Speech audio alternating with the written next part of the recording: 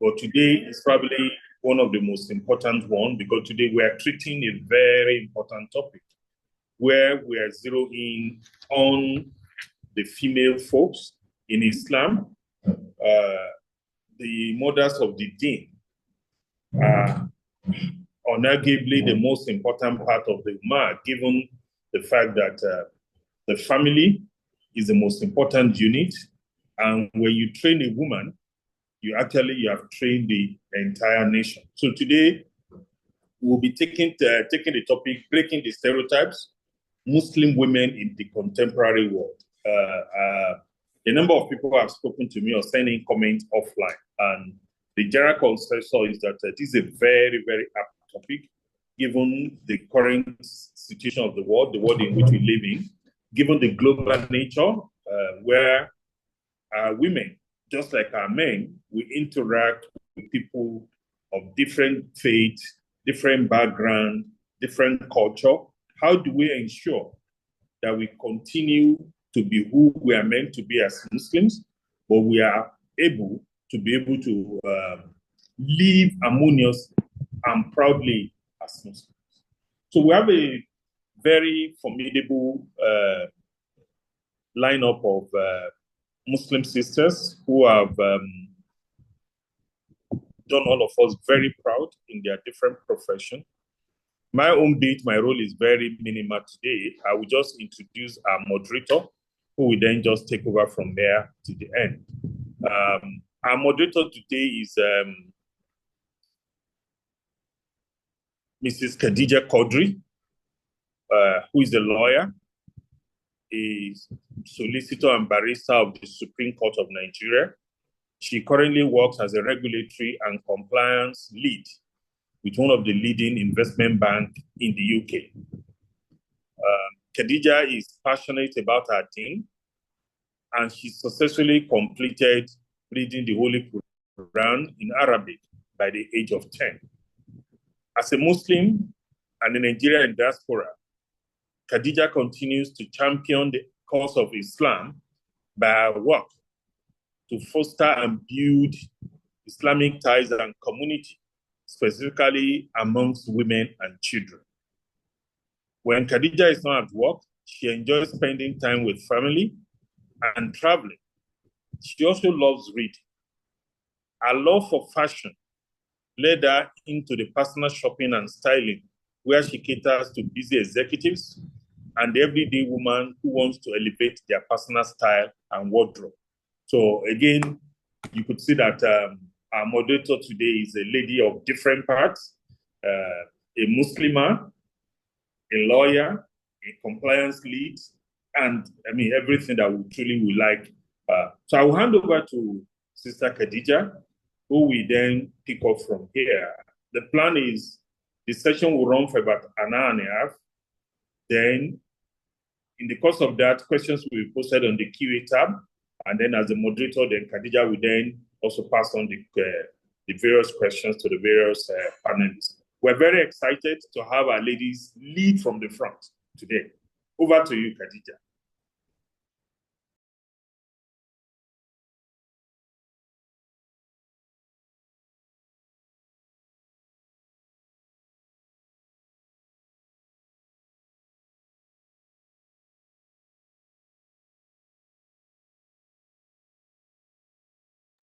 Hajia Khadeejah, you're muted. In case you are talking, you're muted, even though we can see you. Okay, Assalamu alaikum. Can you hear me now? Sure, we can hear you now. Very well now. Very well. Once again, I'd like to say Assalamu alaikum wa rahmatullahi wa barakatuh to everyone on this call today. We give praises to Allah, the most merciful and the most compassionate. It is indeed an honor to welcome you all to this session, and we seek Allah's guidance and blessings as we commence this session today. As Dr. has rightly mentioned, we will be having some of the most powerful women, let me use that word, joining us today on our panel to shed more light on this topic that we have chosen, which is the Muslim woman in the contemporary world. How do we overcome the challenges and the stereotypes? It is my prayer that Allah will grant us the ability to open our hearts and reflect deeply and apply this knowledge that we're about to enjoy in our daily lives. I'd like to introduce our panel, starting with Professor Azizat Amoloye-Adebayo. Professor is currently the HOD. Professor holds an LLB degree in Common Law and Islamic Law from Usman Danfodio University, Sokoto, where she graduated as Best Student in Law, an LLM from the University of Ibadan, where she was awarded the Best Student in International Human Rights. She also won Commonwealth Scholarship Award for her PhD degree in Sharia and International Human Rights Law from the University of Nottingham, UK. She is currently the HOD of the Department of Islamic Law, Faculty of Law at the University of Ilorin. She is a barrister and solicitor of the Supreme Court of Nigeria, a Commonwealth scholar, and an associate of the Chartered Institute of Arbitrators. Her research and publication areas include Islamic law, international human rights violation, and family law. Our next guest is Sister Ganiyat Fajingbesi. Please forgive me if I haven't pronounced that correctly. She is a transformative thought leader and social impact entrepreneur who until recently worked as a CFO of a US-based global nonprofit organization. Her passion for her community and empowerment of youth she is the founder of SheEO, a global platform dedicated to amplifying the voices of African descent, and United for Kids Foundation. This has transformed the lives of many children in Nigeria. Her professional journey includes roles with Arthur Andersen, PwC, and she was also a tenured lecturer at the University of Maryland, where she taught agricultural business management.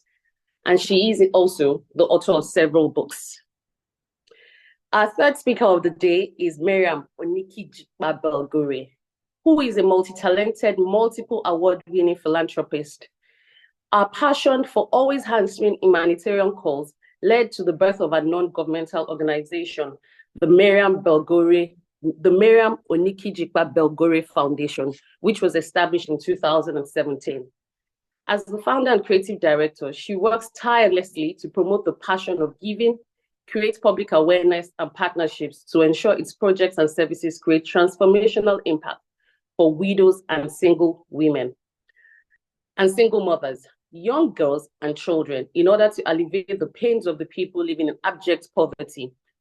Maryam is also a serial entrepreneur with interest in real estate, events, fashion, and the fashion industry. She obtained her bachelor's degree from Crescent University, Abeokuta, studying microbiology, and she's currently in pursuit of a master's degree in international public health from Liverpool John Moores University in the United Kingdom. And finally on our list, we have Hajia Fatima Shinkafi, a trailblazer in education, empowerment, and industry. Hajia Fatima is a formidable leader in Nigeria's economic and industrial landscape. She currently serves as the chief executive of the Solid Minerals Development Fund, a government-owned fund dedicated to strategic investments in Nigeria's mining sector. Under her visionary leadership, SMDF has identified over $500 to $600 million worth of projects across formalization, data development, production, and processing within the next years. Our expertise in the Nigerian mining sector has been instrumental in restructuring the fund to facilitate access to capital and accelerate the sector's growth. Breaking barriers in a male-dominated industry, Hajia Fatima has positioned the fund as a major player in attracting quality partnerships. A testament to this is SMDF's groundbreaking partnership with the African Finance Corporation to mobilize development funding and technical advisory to fast-track the closure and the operation of commercial-scale mining projects in Nigeria. Through innovative investments, tools, and strategic co-development initiatives, she is reshaping how mining projects are financed, ensuring that previously unbreakable ventures can now thrive. I guess you can all agree with me that we have women with really solid backgrounds, women who are leaders, philanthropists, women who understand the passion and pain of a Muslim woman. And now we're just going to commence our lectures. So today, what we're going to start with is, who is a Muslim woman? Well, because I believe that to do justice to this question, we have to look at who a Muslim woman is. And I would like our sister Ganiyat, to start with this, to answer this question for us, to shed more light on who do we think a Muslim woman is? Who does the Quran describe as a Muslim woman? Thank you. Sister Ganiyat, please. Assalamu alaikum warahmatullahi wabarakatuh. Thank you so much for the question, and thank you for the warm introduction. I'm very glad, I'm very honored to be here on this potentially last day of Ramadan. May Almighty Allah accept all we've brought forth. In answering that question, I just want to, pick briefly 2-3 Muslim women, and, maybe perhaps we'll look at the case studies of those women and see what Allah has said a Muslim woman is. The first woman I want to talk about is Asya, the mother of Musa alayhi salam. If you think about the whole big work that Musa alayhi salam has done today, all of that work would not have happened without his mother obeying Allah and allowing him, essentially giving him up and allowing him to be raised in the hands and the house of the enemy. And eventually, when she, it takes a lot to be able to do this. Many times when we're talking in the Quran about sacrifices, about, tenacity, about, strategy, we talk about, Ibrahim alayhi salam, but we don't think about the mother of Musa alayhi salam, who Allah told to give up the child that she had just had in a time when they were killing male children, when the Pharaoh was killing male children. And she did give that up. She obeyed. So the Muslim woman is obedient and thinks long term. She obeyed, trusted her creator, and eventually this was the person who was able to liberate, nations. Another woman that I like to think about is Khadeejah, one of the mothers of the believer, Khadeejah, the wife of the Prophet Muhammad sallallahu alaihi wasallam. This is one woman that I really love thinking about because she's a boss lady. And it shows us proof that a woman is, first of all, a believer. She was the first believer. Before everybody talks about, Abu Bakr, everybody talks about Umar, Uthman, but the very first person who actually believed in this mission of the Prophet Muhammad sallallahu alaihi wasallam, in this Islam that we're talking about, was a woman, and it's Khadeejah. And so a woman is a believer, in Allah, a believer in his Prophet sallallahu alaihi wasallam. But one other thing that I like about Khadeejah is she's a boss. She's a boss lady. Every time today when we hear people say, a woman should just be at home, she should not have money, she should do this, she should do that, I'm thinking, have you not read about Khadeejah? The one who first funded this deen that we're all professing today. So a woman is hardworking. A woman is a boss. A woman is a supporter of good missions. A woman is a fundraiser for the causes that are near and dear to our heart. The last woman I want to talk about is the wife of Imran, through which eventually Jesus Christ came. And if you think about her, when she found out she was pregnant, she said, I dedicate this, that is, I'm paraphrasing the verse of the Quran now, but I'm dedicating this which is in my womb to your service, O Allah. And eventually she had a girl, and she was like, a girl? I'm thinking, somebody who would take over the temple, the Jewish temple. And Allah said he knows what she has had. And eventually Mary, the mother of Jesus, and then we know how the story went on. So if you think about these 3 women, the mother of Musa alayhi salam, we think about the Khadeejah, the wife of the Prophet sallallahu alaihi wasallam, and we think about the wife of Imran. This is who the Muslim woman is: a boss, a passionate woman, a supporter of good causes, a strategist, a master strategist, and eventually a lover of Allah. May Allah forgive me where I've made a mistake.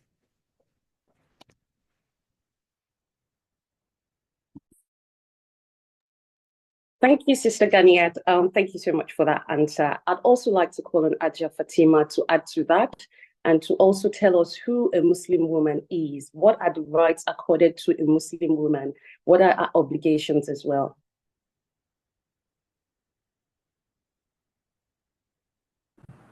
Thank you very much. Thank you. Assalamu alaikum wa rahmatullah ta'ala wa barakatuhu. Ramadan Kareem. Thank you for inviting me. I'm honored to be here.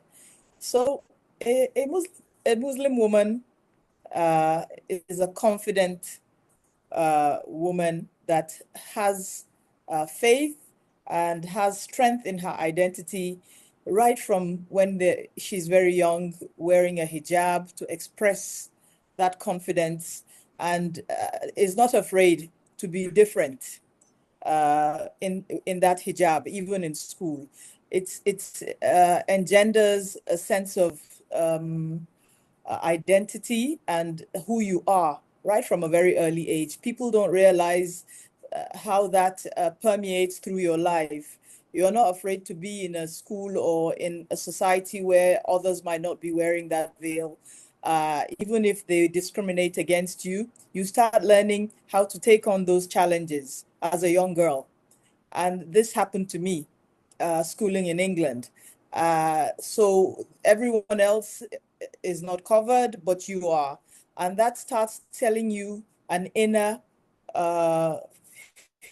humility, inner faith that is perhaps not present in a child that has not gone through that. So a Muslim woman is my role model, Nana Khadeejah, as was previously mentioned. I love her strength, and I love the fact that she supported the Prophet Muhammad sallallahu alaihi wasallam, and was still loyal and humble. And Allah subhanahu wa ta'ala, one of the very few women that was mentioned in the Quran and was given good news of paradise while she was alive through the Prophet Muhammad sallallahu alaihi wasallam.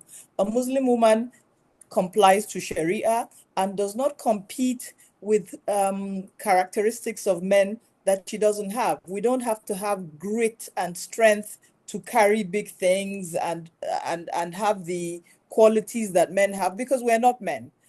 We're created in our own way, different from men, and we have comparative advantages. We multitask. The ability for a woman to be a wife, mother, and CEO is unique to women. I don't think men can look after babies and breastfeed them and be pregnant throughout their careers the same way a woman can, because they're just not designed to be like that.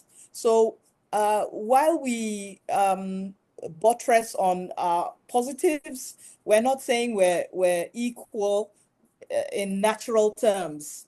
In terms of the ability to implement things, yes, we are, and we can do almost anything that a man can do, I believe. But we're not advocating that we're the same as men, and that's very important, because sometimes you come off wrong, and we want men to support us in anything we do. We're not competitors.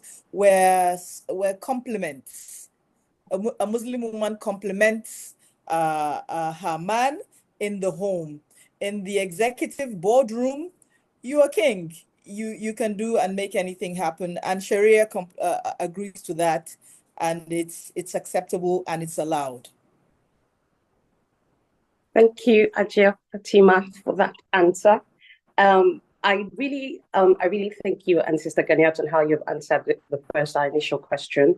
And I believe that your answer has now led us to segue into the big question, which I believe that is quite topical, is in fact divisive even across the world, which is the question around feminism. The concept of feminism the world over, whether from a religious perspective or even just from a layman's perspective, can be quite divisive. Oh, a feminist woman does not like a man, a feminist woman is this and that. But what we want to consider today is, what is the Islamic jurisprudence on feminism? What does Islam say about gender equality? Does Islam recognize feminism and equality? And I'd like our Professor Amoloye to take on this question and, tell us more about what Islam says on the jurisprudence on what feminism is. Is this an acceptable concept in Islam? Does Islam support gender equality? Thank you. Fathers and mothers, brothers and sisters on this call, Assalamu alaikum wa rahmatullahi wa barakatuh. It's a privilege to be here. May Allah continue to bless us all and grant us paradise, ultimately, inshallah. Alhamdulillah. Yes, thank you very much for the question on feminism. And I think maybe I start from a personal experience once. We're having a discussion with the students, and I said I was a feminist. And I remember one of the students came and asked if I was ready to apostate because I called myself a feminist. And that, to that end, I was no longer a Muslim. And I want to start specifically from that to point out a particular important fact, which is that feminism, in its ordinary dictionary sense, it's about the rights of women, interests of women, and empowerment of women. As with anything, there is a denotative meaning and a connotative meaning. And I'd like to say, in my perspective, that feminism became a political label and began, particularly Western feminism, to lose touch with its authentic base, because then it became about replicating a man's life experiences in the life of women, because of the obsession with the notion, and I use the word notion advisedly, of male superiority. Now, why am I saying this? If we agree that feminism is about creating women who are self-aware of feminine power, then there's nothing wrong with feminism, because Islam is all about that. And I'm sure we get that. But to the extent, and I'm glad that the two speakers earlier alluded to this point, that feminism is about creating a man in a woman, that will go contrary to divine will in Islam, because it is intentional that Allah will make His creation men and women. Because from a number of verses, for example, in Surah Yasin, where Allah says, Bismillah ar-Rahman ar-Rahim, Subhanalladhi khalaqal azwaja kullaha. The fact of pairs, complements in creation, is not only a fact of human existence, as Allah says, is in fact a fact of creation. That everything is created in pairs. So that you would have a man, yes, you have a woman. And that dovetails into the question of gender equality. And in my own perspective, I think the concept of equality in relation to gender is very, very problematic. It's not to say that one sex is necessarily inferior to the other, but I would say that equality, again, is a fact of creation, because you cannot correctly determine whether a particular, creature is equal or inferior to the other, unless you are able to determine what are the components and ingredients of a particular creation. So only Allah, who created the man and the woman, is able to then say that this one is inferior or unequal to the other. So in fact, human beings cannot even say that the human life, is more important than the animal life. There are no gradations in existence and life. Allah makes life sacred. So to take that life, so if at the level of life itself, there are no gradations, so who are we to talk about what is equal or unequal? Because a priori, when we determine the content of equality, even human rights scholars and lawyers would argue that equality becomes an empty concept. Because when you're arguing for equality, that means you are determining that someone is already in a position of subordination and is trying to identify what will make them equal. So naturally, creations are equal, but we are different, which I would then say a more realistic from Islamic textual position notion is gender equity. Because equity itself legally is about treating people and meeting them on their own terms, that we are diverse. We have different lived experiences, and all those experiences are then entitled to expression. So that entitlement itself, relating it to gender, is about what's giving each and every person what they require for self-actualization and realization. And I would say an understanding of feminism then from this angle is the Islamic discussion of feminism, to engage in matters of equality. And I would even say, were we to talk about equality, I would say a woman would be far, far, far more superior to a man, because every person, Zakara wale untha, would come from a woman. Okay? If we want to go textually, we can say in the fact of creation, yes, after the first creation, Adam, and we'll say, yes, the mom, our mom, Hawa, was created from Adam, yes, but Allah said, وَبَثَّ مِنْهُمَا رِجَالًا كَثِيرًا وَنِسَاءً, that from these two spread forth a number of large numbers of men and women, going forward. Now, in repeating creation, Allah says, هُوَ الَّذِي يُصَوِّرُكُمْ فِي الْأَرْحَامِ كَيْفَ يَشَاءُ.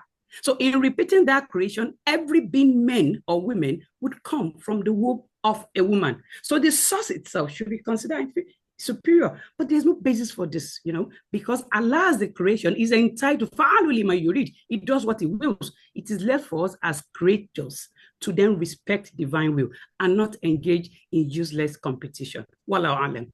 Thank you so much. Thank you, Prof. Thank you so much for that. I'd like Sister Maryam to add on to what Prof has said with regards to feminism, the concept of gender equality in Islam. Assalamu alaikum, Sister Maryam. Wa alaikum salam wa barakatuh. Thank you so much for having us. Thank you, Sister Khadeejah.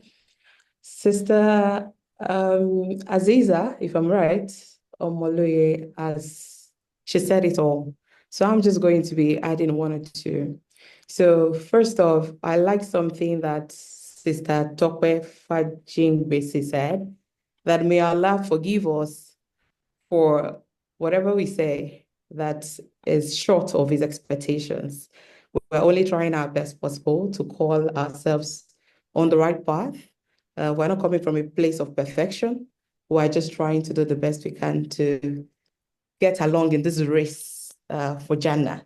So from my own point of view, first off, I would say that when it comes to feminism in Islam, or should we say gender equality, as Sister Aziza said, gender equality is about, it refers to our equal rights, responsibilities, our opportunities for both men and women. But from the Islamic point of view, and the way I personally understand it to be, we have been called to this religion as men and women on equal grounds. There is no act of worship that a man is to do that a woman is not to do. For all our 5 pillars of Islam that is expected of men is expected of women. So there are no things when it comes to rewards or punishment of Allah where men are exempted or women are exempted. On this basis, I could say we're actually equal. Because if we look at it in Surah Al-Azab, where we have, I think, verse 33 to 35, A'udhu billahi minash shaitanir rajim, where Allah says, Inna al-muslimina wal-muslimat, wal-mu'minina wal-mu'minat, wal-qanitina wal-qanitat, was-sadiqina was-sadiqat, was-sabirina was-sabirat. It goes on and on. This is to tell you that for everything a believing man in Islam is expected to do, a believing woman in Islam is also expected to do. So based on rewards and punishment, we're equal. But as she has said, there's really no basis for comparison. In my own personal note, when Allah created us, it did not say I created Hawa, Eve, then created Adam. He created Adam, then created Hawa from Adam. If we look at it in the deeper sense, if we are to interpret this, it means that the man comes forward, then the woman is brought forth from him. I believe that what our role is in the society, we are very great advisors and very great supporters. And on our shoulder lies the burden of a lot of things happening around us. But if we understand our role, we need to first of all understand our role as women, the power that we possess, the power that we harness as women, what we carry as women. There is no us. There's a poem I usually say, without you and I as a woman, there is no procreation, as she said. So this already gives us, a leverage, like a step ahead of the men. But at the same time, we need to understand that there are certain clear points in the Quran where, if we look at it deeply, we're not on the same level with the men. But we should focus on treating men and women the same, without discrimination or bias. Our primary goal is to eliminate discrimination and ensure equal access to resources, opportunities, decision-making power, and, creating impact in the world. But if you go to the Quran again, as I've said, let's talk about the issue of loan in the Quran. If you want to collect loan, it's said that as a woman, if you need a loan, you need to bring 2 men as guarantors before you can be given a loan. If there are no men, if you cannot provide 2 men, 1 man will come and 2 women. What does that tell us? It tells us that Islam has told us that 2 women are equals 1 man. In the issue of inheritance, women are to get half of what the men get. What does that tell us? They're superior to us in some instances. In the issue of divorce, a man can come up to you and say, I divorce you, I divorce you, I divorce you, talaq. And in Islam, it stands. But as a Muslim woman, if there is something your husband is not doing right and you want to get out of that marriage, you have to seek the counsel and advice of the judges, the ones that uphold the Sharia court or something. You will table your matter, they will review it, then they will advise you what to do. If you are eligible, or if you can actually get a divorce, they will then pronounce your divorce for you and still ask you to return your dowry. So when we look at the religious point of view, there are places and instances where men are clearly above women. But when we now look at it deeply, where Allah talks about a whole lot of other things in the Quran, where He gives us reference, the Jannah of everyone lies beneath the feet of their mom. There's another hadith where the Prophet, one came to ask him, and he said, your mother, your mother, your mother, 3 times before the father. So when we look at it, we have our own rights, our duties, we have our privileges, and so do they. Sister Azizat has almost everything, but our quest to gaining Jannah. Thank you very much. Thank you very much, Sister Maryam. Thank you for that wonderful insight. We will go on now to the question around stereotypes and misconception. And I would like to make reference to what Sister Fatima said earlier. I believe that one of the biggest stereotype or misconception is with Muslim women around their head covering or how they present themselves. There is a lot of misconception, biases, and stereotypes. And in fact, sometimes Muslim women may be excluded from certain things just because of how they appear or just because of their appearance. So I'd like Prof to speak more on what some of these misconceptions and biases are, and how do we as Muslim women tackle and overcome these biases and stereotypes, and if there are any examples of Muslim women in Islam who historically have experienced some of these, biases, stereotypes, and challenges as well. If you can share this with us so that it can inspire some of us in our continuous pursuit for Islam, as well as the work that we continue to carry on. Thank you. Over to you, Prof. Yes, thank you very much, Sister. May Allah continue to be with us all. Well, thank you for giving an explanation of maybe a few examples of the misconceptions and the error of perceptions. And I'd like to say that Muslims come or are faced with these stereotypes and misconceptions at 2 levels. Within the Muslim community itself, that is to say, alongside their brothers in faith, and also outside of the fold of Islam, the external order, so to say, perhaps just non-adherents of Islam. And A common misconception, for example, is the notion of women being the weaker vessel, and this is specifically paraphrasing a biblical quotation where a woman is called the weaker vessel. And you would find that some particular Quranic provisions, like some that my sister Maryam referred to regarding inheritance, witnesses, and things like that, where there's a seeming bias. And I use the word seeming advisedly, as she has rightly also called attention to certain things. There is now this perception that, it's either a woman is weak or weaker, where you find that if it's used in that, comparative sense of weaker, it's just even an acknowledgement that though maybe this Islamic standpoint is that then human beings have all been created weak, then women are still weaker. So, and the fact that as a result of the fact of humanhood, where the burden of reproduction is more on the women and the things, the facts of their lived experiences. So for example, it's a fact of womanhood that a woman would appear a particular way. So the woman, the dress of the Muslim woman, in fact, you'll find that in some Western perspective, the hijab is not even considered as part of worship for Muslim women.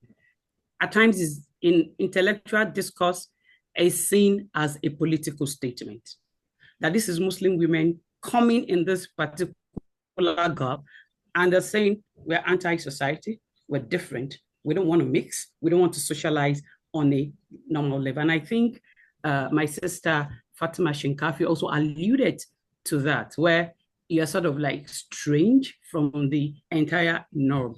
So now all this added together, creates some stereotypical assumptions for Muslim women, in the sense that, for example, a woman should not feel, proud of who they are in and of themselves, or should sort of act contrary to their natural inclination to be able to seek societal approval. For example, I had someone that felt in her own vocation, all she wanted to be was just to raise good children. She didn't want to work outside of the home. But even that is denigrated, where people ask you, do you work at all? So do you work? A woman raising children, you are still asking if they work. So, so those kinds of things infuses a lot of denigration to what is regarded to as work. And the natural inclination of women, there are women, the way Allah, the Islamic scheme of things based on textual, provision, is that a woman should not feel constrained to work outside of the home. Not that they cannot, they shouldn't, they have the choice whether they would want to add that to it. And I'm sure that we'll get to that at a particular point. But again, there are also no barriers to a woman walking outside of the home. So we need to keep calling attention to the fact that the life of a woman is a worker. Where she does it is now the object of concern. She works at home or she works outside of the home. Now, these stereotypes about being weaker affect what is done within the home, because it's denigrated. And at times it may lead to erroneous perception that to feel accepted by the society, you need to act contrary to nature, or contrary to what you feel within yourself will be self-actualization as a woman, because the society does not put a value label on what you do within the home. And again, because of the way a woman appears, different from the man in public, outside of the fold of Islam, there are also stereotypical assumptions that Muslim women at times are so subordinated, they've lost sense of their identity, so much so that they may not fare nicely, in professional vocations outside of the home. I remember someone giving a colloquial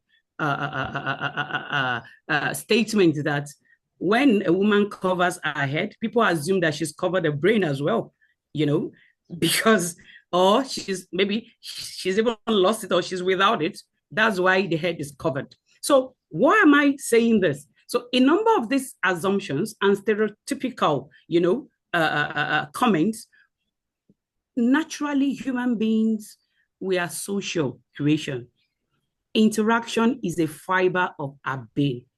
The fact that what other people say or assume about us should matter is a fact of our deen, which is why we are a nurse, eye service, is something that Allah prescribes, because he knows that human beings have been created to bother about what people think about them, so that you do not then think and act solely for Allah is now required. Remember, Islam is a deen where it's not that we give in to our desires, but we hold our desires and we are not slave to them so that we are emancipated. Now, cut a long story short, where I'm getting at is that the assumptions of the weaker vessel, which I would say is specifically biblical, is often imported into Islamic tradition of the sense of the weaker sex, where facts of the biological composition of women in terms of the fact that when some biological things happen, loss of memory may occur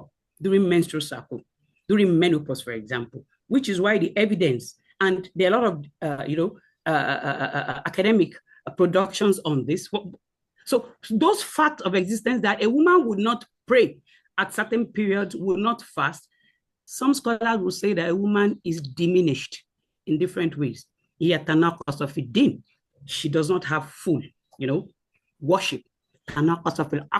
In fact, 99% of the reasoning resides with men. Only 1%, and I'm speaking again colloquially, apologies to all men, at times these are some facts of our socialization.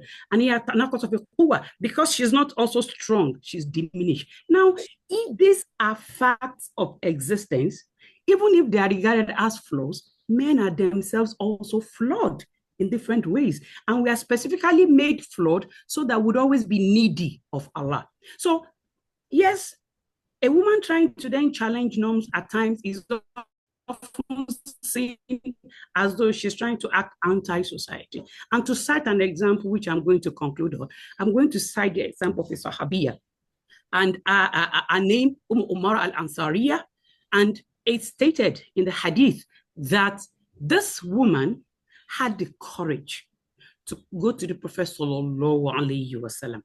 And it was a question that led, according to the genre of Asbabun Nuzul, that is the occasions for revelation.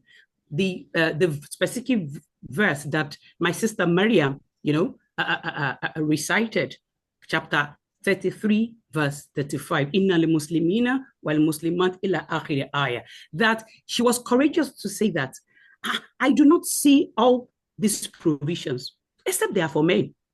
She asked that question of the Prophet of Islam, Rasulullah sallallahu alayhi wasallam. I look at all these provisions and I don't see women. Given that we have already said some of the, provisions that say az-zakara wal untha, she said everything is always ya ayyuhalladhina amanu, ya ayyuhal muslimun. And Allah honored that request by giving 10 classes where women are specifically included. Imagine in a society, a woman walks forward and they say, no, you're arrogant. You shouldn't say that. You should be obedient. I'm not saying women should not be obedient, but Allah created us with the reflective reasoning where we're supposed to reflect on the verses of God and that identity and autonomy to be able to understand what is the obligation of a Muslim woman as a man is also entitled. So I think I'll stop for now so that my sister can, give better example, inshallah. Jazakumullah khair. Thank you so much, sister. I think at this point, I just wanted to say that there has been a lot of interest being generated by our conversation. We're barely halfway through, but there is so many questions. And what I'm going to do, inshallah, is I will be taking on some of those questions, especially if they are linked into our themes, because we have a theme around the questions and the things that we're going to be discussing today. So I'll take them questions sporadically, and would also have the opportunity at the end of the program to also take some of these questions on. One of the questions, which is quite closely linked to our current topic, is raised by Umama. Forgive me if I have not said your name correctly, but she asked that there is that conception that Muslim women are suppressed, they are oppressed. How do we challenge this view in real life? Sister Ganiyat, please, are you able to tell us how we can deal with the notion that Muslim women are suppressed, they are oppressed? How do we deal with this in our day-to-day life? How do we let people know that Muslim women are indeed not suppressed, nor are they oppressed? Thank you, Sister Ganiyat. That's a question for the scholars, but I'm going to do my best. So, assalamu alaikum wa rahmatullahi wa barakatuh again. So, I was taking notes when the other sisters were talking, and, I'm just sitting down here in awe. And I think my conclusion is that the ill-informed Muslim, especially our brothers and our uncles and our fathers, is the biggest threat to the Muslim woman, period. Because Yoruba people say, translation into English is that it's the way you carry something that belongs to you, that every other person helps you to carry it. It's the way you present it. And sometimes the way we Muslims present the Muslim woman to the public makes people think that Muslim women are suppressed. I grew up in the southwestern part of Nigeria, and it wasn't once or twice or 3 or 20 million times that I heard people say, "You don't look like a Muslim." At the time, I didn't wear the hijab. And I used to wonder, what does a Muslim look like? And then if you think about, the stereotypes that a Muslim woman has had to endure, many of these stereotypes have come from Muslims, especially from men.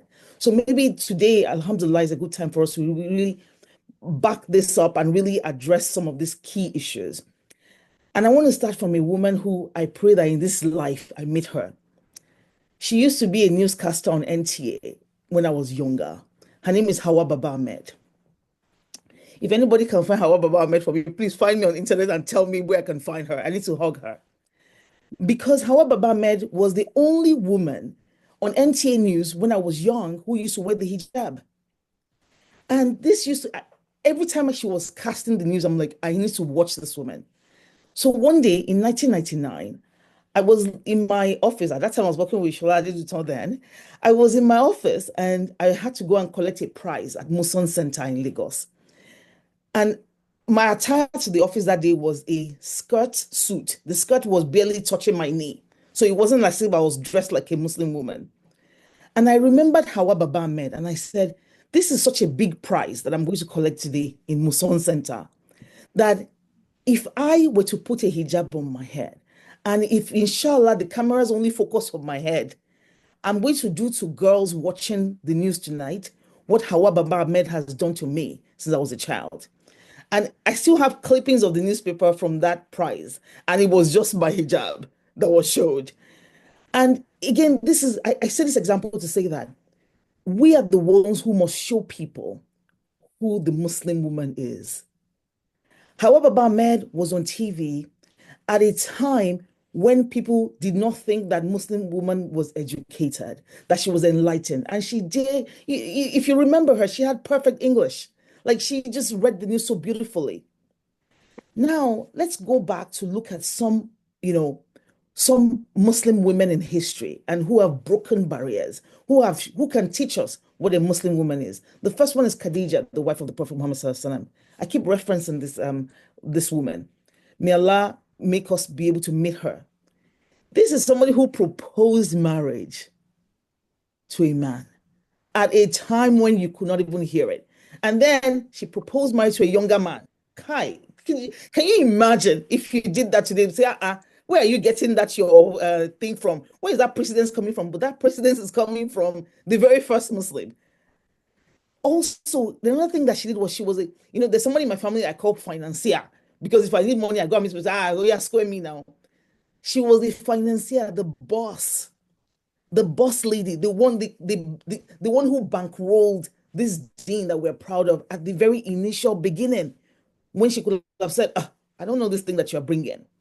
So, and another person that I'd like to talk about is Aisha, the wife of the Prophet Muhammad. She narrated, it's reported that she narrated over 2,000 hadiths. This was a master politician. This was a teacher. This was a scholar. And at this point, I want to ask what I always ask a lot of people when they are debating this Muslim woman. How is she? What is she? I say, how does this affect your Jannah? If you give a woman equity, how does it affect you? How does it take away from you? And we need to come back and realize that we're all coming, when people are having this argument of the Muslim woman, is she oppressed? Is she not supposed to be oppressed? Is she supposed to have a voice? The question I always say they should ask themselves is, are you operating from a point of scarcity? Because it's when we're operating from a point of scarcity, from a mindset of scarcity, that we think it's not enough for me. So therefore, if the woman gets respect, I don't get. If the woman gets money, I don't get. If the woman gets education, I don't get. But when you understand that Allah is a Razak, and he's the one who has decided before we even came into this world how much risk we're going to have, how much life we're going to have, how much access we're going to have, then we're not going to concern ourselves. We're trying to say a woman should sit down, stand up. The Prophet Muhammad Sallallahu, he said that when a person has raised 3 daughters, is like, this is a key, a golden key to getting Jannah. He didn't say when they've raised 3 children, he says 3 daughters. Think about this. It tells us really about the status of women and what women are supposed to do. One other thing I want to mention is there's a woman that I really admire in history. She was not during the time of the Prophet, she was not there, but she came many, many years after. Fatima Al-Fir. When you go on the internet and say which was the first university in the world, they'll be quoting one university in Italy. No, the very first university in the world was established by a Muslim and a Muslim woman.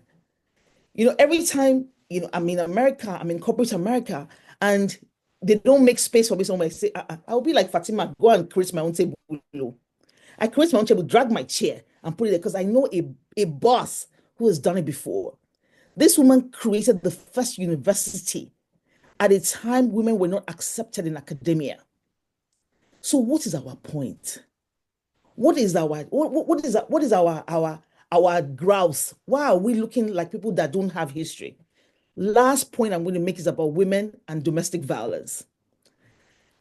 People will look at Surah An-Nisa, ayat 34, and they will be talking about how the Quran says that when a woman is erring, that you should beat her. Then people will start debating all this kind of beat her lightly, beat her, don't put your hand up. I'm like, oh my goodness.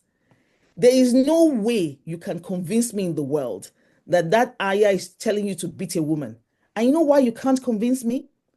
Because the Prophet ﷺ never beat his wives. And if you go and read the Sunnah, you see those women were not playing. Like they would lock the Prophet Muhammad ﷺ out sometime. They would tell him his mouth is smelling of something when they were really gangster when it came to protecting their territory. But he never for one time said the Quran has said I can beat them lightly. Even when Aisha was accused of adultery, did the Prophet ﷺ beat her? He did not. He did not beat her. So when we're now taking a word that can have up to 12 meanings in Arabic language, and we decide that the meaning we want to sit down and park our car in is that we should beat the woman, we need to ask ourselves which Islam we are practicing. Because the Prophet ﷺ is the example of the Quran, and he never did that. And the Prophet ﷺ also said, how can you, and I'm paraphrasing this hadith now, how can you beat your wives like you beat your camel and then go and lay with them in the evening? That nobody should beat the maidens of Allah, the servants of Allah, the female maidens of Allah. So this is who we are. And I only say that we as Muslim women must stand proud, and we must understand our responsibility to be the Hawa Baba Ahmed of the woman who is sitting down in my hometown in Ijebu, who is thinking, I'm doomed because I'm Muslim. No. When she looks at you and she says, that's Sister Ganiyat entering somewhere, that's Sister Maryam entering somewhere, that's Hajia Fatima, that's Sister Azizat, they meet Susef, I'm a boss. Assalamu alaikum wa rahmatullahi wa barakatuh. Wa alaikum salam wa rahmatullahi wa barakatuh. Thank you once again, Sister Ganiyat. Just on the points that you mentioned, being inspired by Hawa Baba Ahmed, we have a question around how does the portrayal of Muslim women in media impact their lives and identity? So how can we as Muslim women positively influence how Islam or the Muslim woman is perceived in this digital age, whether it's the social media, whether it's the newscaster, whether it's, any media outlet at all, or the work that we do that is being propagated to the world. Sister Maryam, if you could speak on that, please. Okay, first of all, I'd like to tell my Muslim sisters out there listening, there is something your mindset does to you. It plays a significant role in shaping your way of life. It influences your thoughts, your emotions, and your behaviors. So personally, the first advice I have for people is seek Allah, know Allah before you worship Allah. Seek Allah and know Him. Know Him before you worship Him so that nobody confuses you. So now another thing is, it's all based on perception. When Allah comes to you, the angle at which it comes at you might be different from the angle at which it comes at the other person. We're always going to have understanding of what influences what we believe in. We have cultural settings, we have environmental factors, we have different things that actually would guide or influence how we reason. Every Muslim woman must be confident. You must be very confident in yourself. Nobody should be able to oppress you. If you understand exactly how Allah has created you to be and how He has revered you in the Quran and all the great women that my sisters have spoken about that have done great things, in the past. So now, going back to the digital world and what we're supposed to do as women, how we're supposed to represent ourselves. I tell my kids, for instance, you cannot be a Muslim if you don't act as one.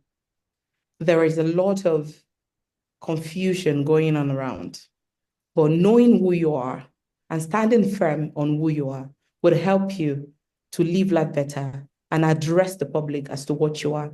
I personally subscribe that as a Muslim, see what happened to Sister Tope Fajingbesi.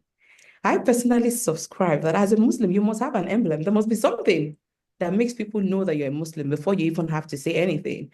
There has to be some sort of identity, there has to be something in you that makes them think, oh, are you a Muslim? No, they shouldn't ask if you're a Muslim. They should be like, I feel like you're a Muslim. I'm like, yeah, I'm a Muslim.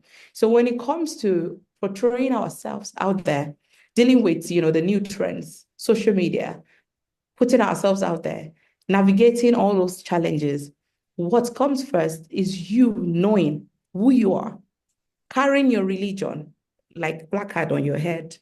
You might be wearing hijab or using a turban or you dress modestly or however you want to do it, but just make sure there's something in you that represents the religion that you actually practice. When they say Muslim and when they say Muslim woman, who is the Muslim woman? A Muslim one is a female, the one that practices the religion Islam and identifies as a Muslimah, the one that believes in God and His Prophet. We could come from different backgrounds, diverse culture, or have contrasting views on social roles and expectations. But we all share a common faith and religious values. And this common faith and value must show in you as a person, wherever you are, in anything that you do. But in all of this, after saying all of this, I would say that no matter the secularization or civilization or westernization going on around, we understand that has become the order of the day. Whatever that we do, anything that we do, we must not in any way go against our traditional Islamic values and practices. We must mindfully practice Islam and follow the teachings of the Prophet. So these are the things. But at every point in time when we feel like we're confused or we don't know what to do, I tell people to go back to the Quran. That's the ultimate guide. It tells you, what to do when you're on this journey of seeking, of perfecting, of polishing your spiritual development, or your self-development in the way of Allah. It's a lifelong journey that you constantly would continue to learn and unlearn, you will adapt, you will evolve. You would always have things that would always come at you. But we have to constantly examine our thoughts and actions and remember the words of the prophet, the acts of the prophet, as we improve and gain new insight to developing a greater self-awareness. So most of the problems that we have, if you have any challenges, it can be solved by relying on the Quran. It's a great moral compass to live life in the way Allah permits. So at every point in time when you're confused, go back to your Quran to seek and attain spiritual guidance, which helps us to develop an understanding of our rights, our duties in the religion, while developing a stronger connection as well with Allah to cultivate a sense of purpose and direction, which helps us to lead a life with the best way we know how to as Muslims and Muslimas. Thank you. Thank you, Sister Maryam. I know that we have spoken quite a bit, or every one of those speakers has touched on Muslim women who are leaders, whether from Aisha to Khadeejah to Asiya. We have quite mentioned a few of these women earlier on, and established their roles as women leaders, established their roles as frontiers, established them as founders of Islam, as women who have supported the deen. However, one thing that we cannot deny is the concept of women as leaders in Islam is still seen as an oxymoron to some people. What I would like for Sister Fatima to do for us is to speak on the roles of women as leaders, and also to tell us some of the challenges that we encounter as women in workplaces, in businesses, as thought leaders. And if she can just speak on that, please. Thank you, Sister Fatima. Thank you very much.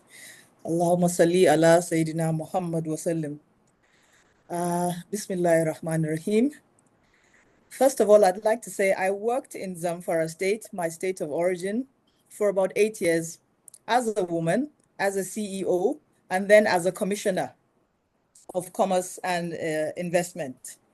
That experience, Zamfara is very traditional, the first state that declared Sharia, and that experience molded my knowledge of the prejudice and the support that women get. And it's a double-edged sword, so to speak. Much to my amazement, in Zamfara, all the stereotypes that we're talking about were hardly there. And I mean this, I'm not just trying to promote my state. They were hardly there at the grassroots level. The discrimination I found was an elitist phenomenon. It was my colleagues. It was elites that had felt threatened because I came with the same degree, even better qualifications than some of them. I was outspoken. I was participating without any restraint, because that's how we're brought up. My father, may his soul rest in peace, is one of those who brought up 4 girls. And I pray that this hadith applies to him for bringing us all up in an excellent way, giving us the best education. So that gives you confidence. Education is pivotal in defining the Muslim woman in leadership role. You can't get there and be an olodo, sorry. You have to know your stuff. You have to be qualified.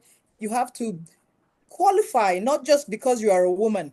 You have to qualify to be there and know what you're doing and give the best to society, not just stand there and say, I'm a woman, I deserve to be here because there are 9 other men and 1 woman should be on the board. No, you have to offer value. And I think the Muslim women should challenge themselves in scholarship as well, in terms of knowledge. We have Sheikha Maryam Lemu doing wonderful things. We had a webinar recently, and I'd like to take a technical approach to this in terms of fatwa for leadership, which was the question in particular that you asked about. I would love to talk about domestic violence, and this webinar will come on fire if I start there. But the question you asked me in particular about women in leadership roles, this is a debate that comes from the time of the first Caliph, Sayyidina Abu Bakr, radiallahu ta'ala. So from that time, there have been debates about and disputes, and the ulama have been divided on two sides about women in governance or women in leadership or women in executive positions or women in House of Reps, Senate, whatever it is. And that is a raging debate in a lot of northern states where it's predominantly Muslims. Adamawa recently, we had a woman who blew up the political landscape and did tremendously well by garnering support, Senator Binani. And she came that close to achieving victory. And that was an eye-opener for a lot of people. The elites are the ones that I found had issues with women in leadership. I had tremendous support. In every local government at the grassroots, all the programs I did were supported by middle class and lower class. But the elites had challenges with them because they saw me as competition, because you can replace them if you are so qualified. So I think it's a fear and lack of confidence in men. And alhamdulillah, I am privileged to be married to a man with like 100 PhDs and master's degrees, and he has that confidence. If you're married, the support you get at home is instrumental. It starts from education as a child, your father. If you do get married, then your husband supports. We're all coming back to men in this position of a woman in leadership. If you see a woman as complementary and as an advantage that can add value, and you yourself are confident in your own skin, you don't feel threatened by a woman in position. But from a technical point of view, from an Islamic point of view, Surah Al-Nisa, ayah 34 and 35, Ar-rijalu qawamuna ala nisa'i. This is what those who advocate women not being in power or executive positions start from. Men are the protectors of women, so stay at home. You shouldn't be in any office. There's also a hadith that is often quoted by one of the Sahaba, Tirmidhi, Bukhari. It talks about when the king of Kesra, king of Persia, died, and someone came with the news to Prophet Muhammad sallallahu alaihi wasallam and told him that the king of Kesra is dead and has been succeeded by his daughter, Buran. And the hadith goes, although there are debates whether it's sahih or not, we established that it is sahih, but what it addresses is what is important. And the hadith goes that the Prophet Muhammad sallallahu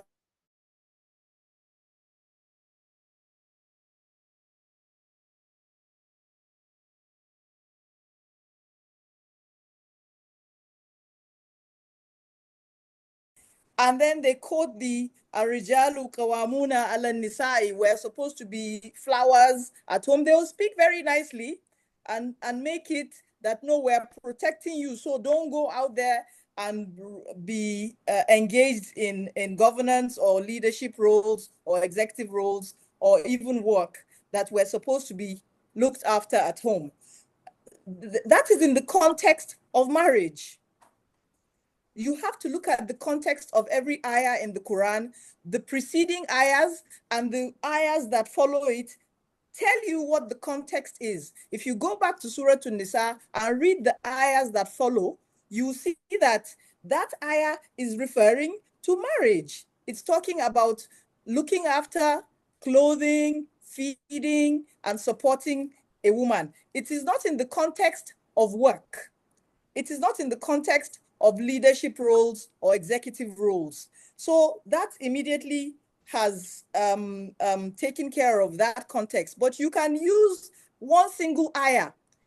Where someone's knowledge ends is where another person's knowledge begins. And there are ulama who have thoroughly explained that ayah with the preceding ayahs and the following ayahs. That's how to contextualize that particular ayah in the Quran. Then next, the hadith that talks about a society that will never succeed if a woman is leading, was referring to the king of Kesra, who was an absolute ruler and imam. So we're not talking about women leading prayer or Taraweeh or Tahajjud or leading prayers in Makkah. We're talking about women in modern day terms of politics and democracy, where the structures of governance are not absolute in power. So the king of Kesra, who he referred to at the time, was the absolute imam, Imam al-Kubra, the absolute imam, where all powers, he was the CJ, he was the speaker, he was the president of the Senate. And Imam al-Kubra is the overall ruler in absolute terms. That's not what we're talking about. So you must compare apples with apples, even with a hadith. There's a fatwa out against that. I can share it later, where it is accepted and acceptable for women to be in leadership positions. And this affects me personally, so I had to find out. And I had to find out a long time ago, because as I was studying in university, I felt, what if I want to be president of Nigeria? The whole ulama are going to get up. And Benazir Bhutto was president somewhere around that time. Unfortunately, got assassinated. But it's an Islamic republic. Pakistan is an Islamic republic. Who gave her the powers to go and become president in an Islamic republic? Somewhere along the line, some of these fatwas must have been applied. So men are the protectors of women, but this does not mean if a woman so chooses, she can't work and she can't apply her education like a doctor. If you say a doctor should go and spend years and years in medical school, but she shouldn't work in a hospital because she's a woman, you've diminished society's benefit. You've diminished the benefit of a Muslim woman having a female doctor to attend to her. So as long as you keep to Sharia and the strict disciplines of Sharia while you're doing that work, there's absolutely nothing wrong with women being in executive positions and roles. I want to quickly touch on something I saw. There's a storm going on in the Fireside chat, in the chat on the side. It's so exciting and interesting. Thank you for bringing this topic to us, because I can see so many questions, and this, I think you need to expand this into some sort of short course or something. Everybody is interested. You have 1,000 people logged on. Very exciting. Thank you, Shola, for bringing this today. Even though it's the end of Ramadan, I believe the end of everything in Islam brings all the barakah and blessings in it. So this is one of the best webinars I've seen. Congratulations on that. I saw a comment in the side chat talking about inheritance. And someone made the erroneous comment that women don't always get half of what men get in inheritance. I'm sorry, oh, my sister. Forever and ever, women get half of what a man gets. If you're a daughter, the son gets twice what you get. But it's not a bad thing, because this same ayah, Ar-Rijalu Qawwamuna 'ala Nisa'i, says that he's going to take care of his wife. You don't take care of anyone from your share or portion. He may end up taking care of 4 wives with the way our men love marrying extra, and it's halal. If he can look after them, he will end up spending his own inheritance and maybe livelihood on 4 other women, as well as his children, because that's the responsibility. The leadership role of men in Islam is in the family. It's in the family. It's not in House of Assembly. It's not at the Senate. It's not in a state. Even a woman can be a governor. So when they give a man twice what you get, he may end up with 1/10 of what you have. The thing is, the word rahma has its root in the word womb, raham, in Arabic. And that is because a woman is more sensitive, and because we are more nurturing and protective, all the qualities a womb has. It's a feminine word, by the way. The derivatives from that, rahim, araham or rahimin, all connote mercy.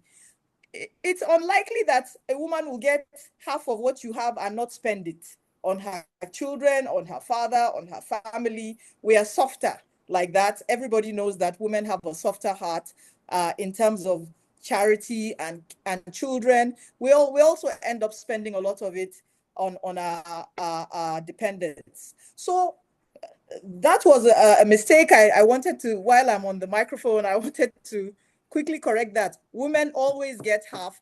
Sharia states that women get half of the inheritance of a man, but the man probably ends up spending all his inheritance on his wives and children, school fees, and all of that. So it's not a bad thing. There's equity in Islam, not necessarily equality. You cannot be an imam because you might be on your period for some days of the month. And what happens then? Imam cannot pray. So there are some things that our gender biologically inhibits us from doing. And Allah subhanahu wa ta'ala that created us knows that and has tailored a perfect guide for us in the Quran that we should all follow. So women in leadership, it's allowed. Go and buy your form. A woman should be the next president. Thank you so much, Hajia Fatima. Thank you so much for that wonderful answer. I'm just quite mindful that we do not have a lot of time and we have so many questions. So many people are interested in this topic. We're trying not to hurry through the questions so that people can indeed get insight into the questions that are answered. However, I think that going forward, we will just try and see if we can get through some of these questions in 2 minutes to try and answer as many questions as possible.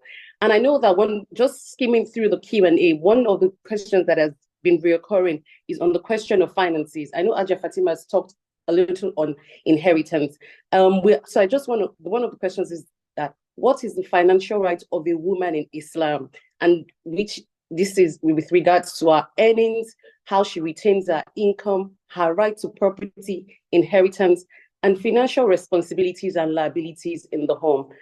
Professor, if you could take this for us, please. Thank you. Professor Ganiyat. Yeah, thank you very much, yes. Alhamdulillah Rabbil Alameen. Please permit me to take a minute to just make a clarification that on the share of women to men, and Hajia Fatima Shinkafi and Hajia Maryam Belgore, they spoke about them. And the comment actually is from Professor Amoloye-Adebayo, the Dam Registrar and the Secretary, Supreme Council for Islamic Affairs, to call attention to the fact that, yeah, it's not in all situations that women get half of what men get. It's only the classes of air where they are equal. So the rule Zakari is relating to sons and daughters. Then again, sisters and brothers. Because, you know, when we talk generally and we say women, we forget that women also occupy various positions in the household. Take, for example, in a situation where a mother dies and is survived by the father and the daughter. According to the rule, the daughter takes half and the father takes a quarter. And that's a woman taking more than a man. So that is what he is referring to, that we should be very, very careful. And you would find that except in those classes where a woman inherits as a daughter or as a sister, and here of the same class, you know. So 2 to 1 is because the male has converted the female in that position to what is called an asaba. So it's 2 to 1. So in situations again where only the parents and the father takes twice the share of the mother. But in other situations, and there are so many. In fact, I think another man, Professor Motosho, presented his inaugural lecture on she has the larger share, because there are actually cases documented of women taking larger share than men in the whole scheme. So I thought I would throw that in. So yes, and there's another question that I said women are superior to men. Maybe there was a function of the person's network, as they said. I said, were we to engage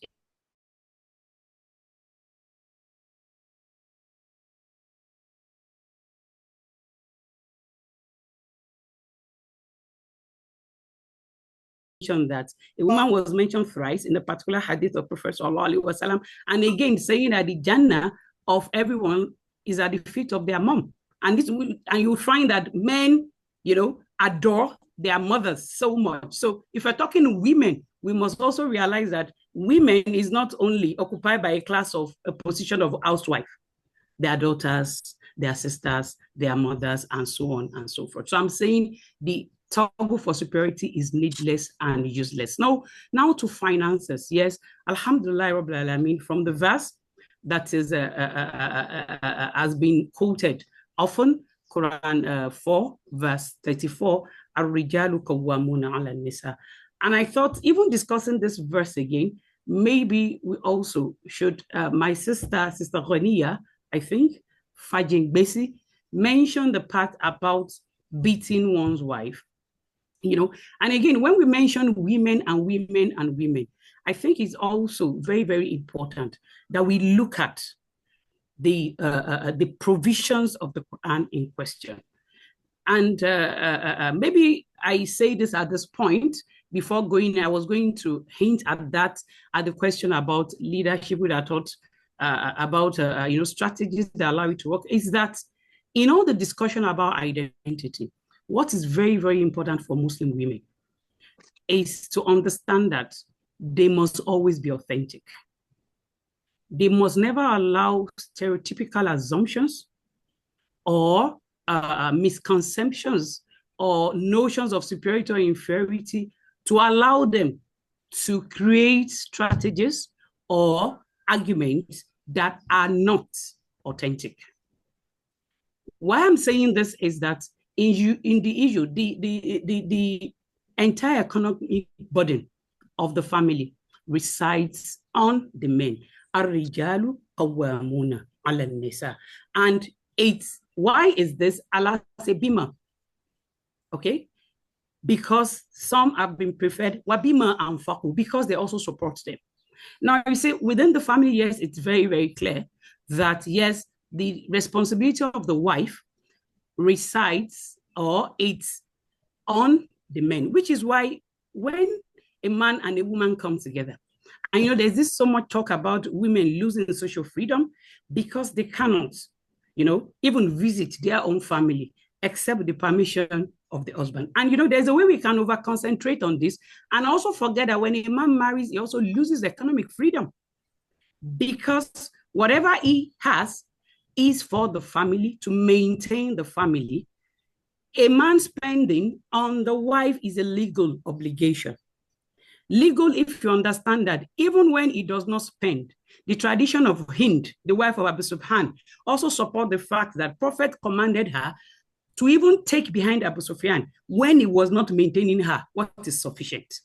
So with or without his permission, because it's a legal obligation. So he was very, very stingy. He was not supporting the family. Hind complained to the Prophet ﷺ, and Prophet said, take from his money whatever is sufficient for you to feed. That is to say, even that taking is helping him to fulfill his legal obligation, because to maintain, the husband is rewarded. Refusal to maintain, that's the nafaqah, he will be queried. That is why a man cannot give sadaqah to his wife and children, because there is legal obligation. But a woman, the standpoint of sadaqah for a woman is from the husband and children, because they are not a legal obligation. So this does not also then detract from the fact that a woman can work outside of the home, and the fruit of the reward, whether material or temporal, is due for both. Because the Quran says, لِلرِّجَالُ نَصِيبُ مِمَّا اكْتَسَبُوا وَلِلنِّسَاءِ نَصِيبُ مِمَّا اكْتَسَبْنَا. To men, the rewards of the fruit of their labor, whether here or in the hereafter, and also to women, the fruit of their labor. one thing I want to call attention to is the fact that there's a way that we speak already in exclusive terms. And as a lawyer, you find that human rights documents, even the Nigerian Constitution, they do not contain the pronoun she or her. It's always man, he, him. You understand? Even the Universal Declaration of Human Rights, I'm sorry for non-lawyers, these are the bill, this document and the International Convener are the bills of right that informs provisions in national constitution, right to vote, right to be voted for, and so on and so forth. All these documents continue to be expressed in the exclusive term of using man to refer to the entire humanity. And women don't even have complaint with this. Even when women we talk ourselves, we say man was created to be able to do this. And we creatively understand that embedded in that sense of men, women are understood. But look at how Allah would emphatically go to say, you understand? By saying emphatically, for men and for women. And look at that, 1,000, close to 1,500 years ago, when it was fashionable to bury women alive, they were considered invaluable. Quran is very, very emphatic about this. Even we're still struggling without inclusive terminology. At times I still tell my students, when they come and they said, I said, why don't you use human beings? Why don't you use the human person, the individual, the person that can be she or her? That is the Quranic way. So where am I going to is to say that in this particular thing, the Quran is yes, rests squarely. It does not mean that a woman cannot help out, because to give in sadaqah is encouraged, you understand? And where better to start other than from the family. But the economic burden rests on the men. And a woman then working outside of the home, there are also some kind of interpretation where people say, because the man gives her permission to go out, so whatever is the fruit of the labor there must then revert back to the man. It goes contrary to the textual position that we have, because even the religious obligation that a woman will perform does not revert to them and not vice versa. So these are erroneous interpretation or self-serving interpretation, and Allah understands. Human beings, in a hukana, dhalum and jahula, if you leave human beings, they will always want to be unjust, or they will, because acting out of ignorance, they don't want to act based on textual positions. But again, I thought I also throw that in that, you know that when you now look at Arijalu Kawamona and Nisa, because men, you know, be my father law, but what do man faku?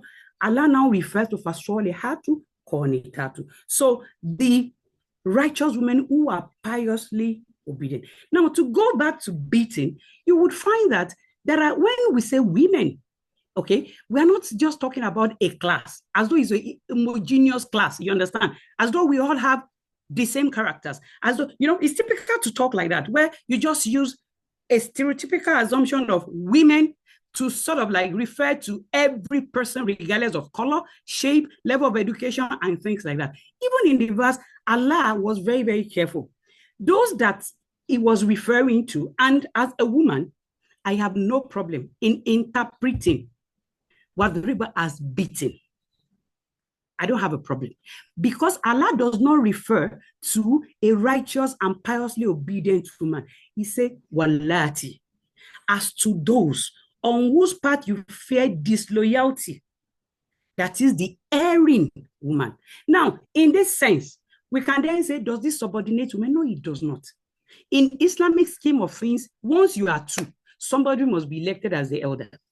And our Rijalu Kawamuna ala Nisa, yes, is a scheme for family relations, is also that even in a welfare society, widows are not expected to fend for themselves. They become beneficiaries from the state. And that was what happened during the time of Prophet Sallallahu Alaihi Wasallam, through to the time of Khulafa Rashidun.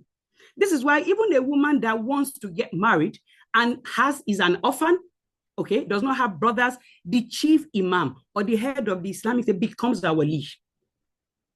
In that sense, you understand? But it must be used in the sense of nafaqah, maintenance of the woman concerned, because Allah understands that there are a number of social responsibilities, reproduction, and some things that a woman is already encumbered to, so that she must not feel constrained to fend for herself, even though she has a right to do that. Now, an erring woman, as a lawyer, I understand that where you have authority, you must also have the power to punish. And that's why it's in grades, from isolation, refusing to eat, share their bed, and beating slightly. Yes, the sister is quite correct that beating slightly ultimately, okay, was never recorded during the life of Prophet Sallallahu Alaihi Wasallam. But it does not mean that there are no occurrences. But why? Because even concluding that verse, Allah says that He is the highest and the biggest. That is to say, if you have authority and you feel you're right, you have the right to punish, how are you faring yourself? It's not in the right of a baby himself who does not live to the standard he is expecting from the wife to then punish. There's an assumption that the standard that you are expecting, you are already a physical manifestation or model of it yourself. Otherwise, you run fall of a different provision.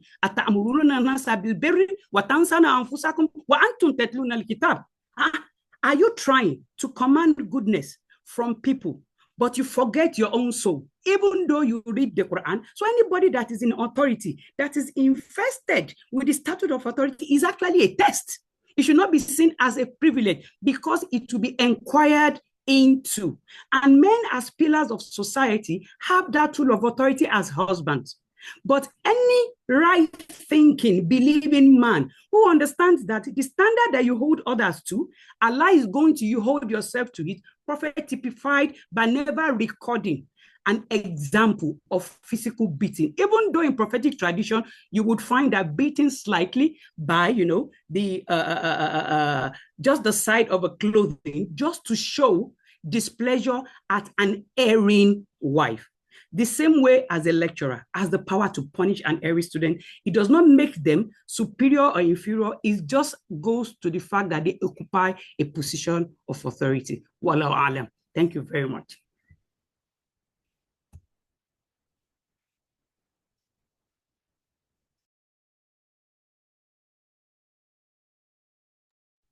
Sister Khadeejah, you need to unmute yourself. Thank you. Thank you once again, Prof, for that elucidation. We're just going to go into one of the questions that was raised in the Q&A. And the person asked, how do policies such as hijab bans and restrictions on religious dress impact Muslim women's autonomy and participation in life? So I'd like Sister Maryam to take that question on, how the policies on hijab bans and restrictions or religious dresses impact Muslim women and their autonomy and participation in life. First off, something that is anybody's right or that you believe to be your right should not in any way be banned, because this isn't just your imaginary right. This is actually your human right as a Muslim. You are to be allowed to wear your hijab or dress according to your Islamic expectations and tenets. So that can actually impact you negatively. Anything that is one's right that is not given to one can impact you negatively. And it's a struggle to live freely in such society, in such environment, knowing fully well what you want to do or what you would like to do, but you're not allowed to do it even though you're an adult. So that on its own is basic human rights, is going against all the human rights, going against human rights as it is. So of course, definitely it's not something that you can wake up to and feel good about or get used to over time. May Allah make it easy for all of us. We are fighting wars that don't have to do with bombs or swords, like the time of the Prophet. But we're going to continue to use our voices, as many as we can, and do the best that we can. And hopefully we get the response and the change that we seek, inshallah. Thank you so much, Sister Maryam. Just going further on that, can Sister Ganiyat answer the question on the identity of a Muslim woman is rooted in modesty, with the hijab acting as a symbol of faith? How do Muslim women balance out their faith and the ever-evolving world of fashion, especially in modern-day world, where whether it's in the workplace, whether it's being cool in the eyes of friends or colleagues, or just even thinking about Muslim women in diaspora, where you're so much of a minority, you get constantly asked the questions around, oh, what's that on your head? Why are you wearing that? Sister Ganiyat, please. So thank you very much for that question. I just want to say that I think for the question of hijab and how we look and how we feel, it was best answered for me, addressed for me by a Christian, not just a Christian, but also a Christian gay man. So before I came to America in 2002, I never wore anything on my head. I wasn't wearing a hijab. But when I came here, I just wanted to just identify as a Muslim. And I remember, walking around the halls of school, then I was doing my MBA, and one of my Nigerian friends who loves me, likes me, said, Tope, 9/11 just happened and you're trying to wear a hijab on your head. You're going to face so much discrimination. Don't do this, don't do this. You're not going to get a job. So I became so afraid that I'm going to spend $80,000 on this MBA and then I'm not going to get a job and I'll have to go back to Nigeria. So I was so confused. I went to meet our dean of the business school then, who was a white man, a gay man, and a Christian. And I said, is it true that I won't get a job if I have a hijab? And he said, girl, who said that to you? Listen, just make sure you match. If you're wearing a pink scarf, wear a pink shirt. Like, just make sure you make a fashion statement. And I will never forget that man, because the way he gave me confidence, I went out and I was like, me said I'm way too much. And as I was leaving his office, I saw one of those rich Kuwaiti students. And I said, Abdullah, this just happened. He said, what's your address? I gave him address. I got a whole box from Kuwait, from his sisters in Kuwait, of hijabs of every color. Now I say this, and I recognize the empowerment and the privilege that is in this. I could make a determination not to listen to somebody who was coming from a position of fear. I could. And I had the means to ask somebody who emboldened me. And that's what we as Muslim women have to think about. Who are you surrounding yourself with? Because this hijab is not just a simple piece of clothing, it's an invitation by Allah. Only the person that Allah invites can actually wear it. And if you wear it and Allah has invited you, you have to make sure that you're not surrounding yourselves with people who will disempower you and reduce your confidence. And it starts from your father, who you cannot choose. I always say a father is the person who teaches a woman to build the wings and use the wings that Allah created the woman with. Now you can't choose your father, but you can, make dua that he's a wing builder. But the one you can choose is your spouse. And many of us, it's not even just about, whether we are getting confidence to wear the hijab or not. We choose wing clippers, men who are wing clippers, men who sit down and from beginning to the end of the day, their only concern is to think about, your hijab is not long enough, your hijab is too long, your hair is skin color, you talk too much, you blah, blah, blah. Oh my goodness. They're not thinking about how they're going to face Allah on the day of judgment, who they're going to face by themselves. They're not going to face with me. But, so we have to be very mindful who we are surrounding ourselves with. I also want to say that, many of us in Nigeria, I've lived in America for 23 years.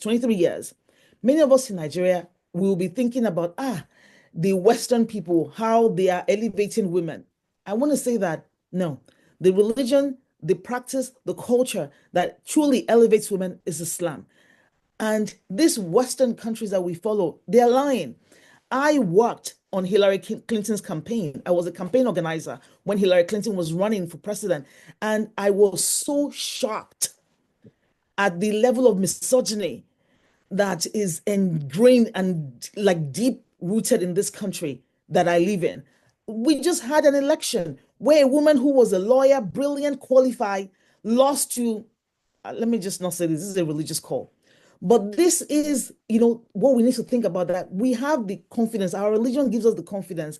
And if you choose to wear the hijab like Allah has encouraged us to do, please don't surround yourselves with people who will, discourage you. One last thing I want to say, and if there's anything that you take away from this call from me today, I hope this is it. Allah is going to speak to you. Whether you're a woman or you're a man, Allah is going to speak to you personally. I had a very difficult encounter one day, and I almost lost my faith. I had had the 7th miscarriage, 7th loss. Many of you who follow me on social media know I just had a baby at 47. So I'd had the 7th loss, and I was so pained. And I went and I drove out of my house and I said, today, if anybody wants to hit me, they should just kill me. I don't, I'm just tired of this. And I ended up in the parking lot of a masjid near my house. And I sat down in the darkness of that parking lot. It was after Maghrib. And I said, I don't know why I'm in a mosque. Because me and Allah, we're not on talking terms. We're fighting. Because why is it me that he's just giving this kind of test? And I was just so pained. After about 30 minutes, I wanted to drive back home. And I saw people driving in. And I said, oh, they're coming for Isha. Okay, I'm not going to pray, but I'm going to sit down in the lobby of the masjid. And I started talking out loud to myself. And I said, why are you sitting down in the lobby when you're not praying? And I said, Allah, because my heart and my soul and my body is feeling so dark right now. It's feeling so dark. It's as dark as this parking lot. So I want to go and sit down where there's light. Wallahi, my sisters and my brothers, what happened to me will forever seal my faith in Allah.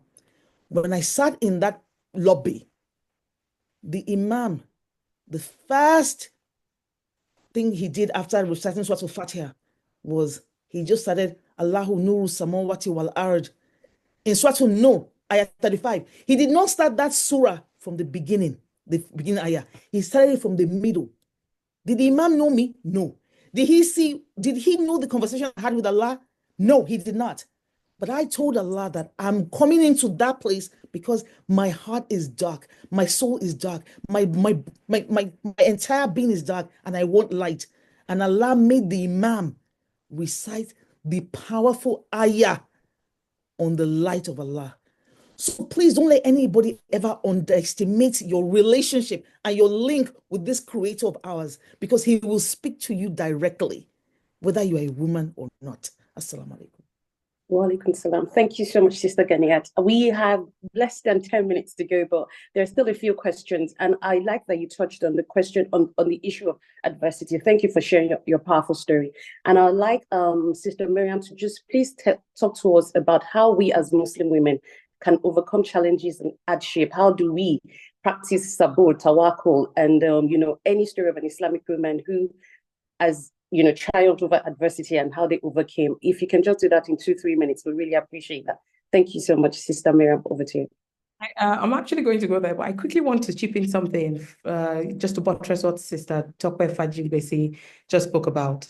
We're at the age, I have 2 daughters of age 12 and 10, and they are the age where we're starting to discuss modesty in Islam. We are seeing a lot of things on TV, and they have friends that wear crop tops and they want to wear it. And they're asking mommy, why can't we not wear crop tops on our baggy jeans, So every now and then I have to come up with very critical and practical examples that make them understand, because they're still kids. But sometimes when I come up with these theories, they also help me. And I'm hoping that this would also help someone listening to me out there. When it comes to the issue of fashion and modesty in Islam, first of fashion, always go for something that is comfortable. I always give that fashion advice, comfort first, something that suits your body type.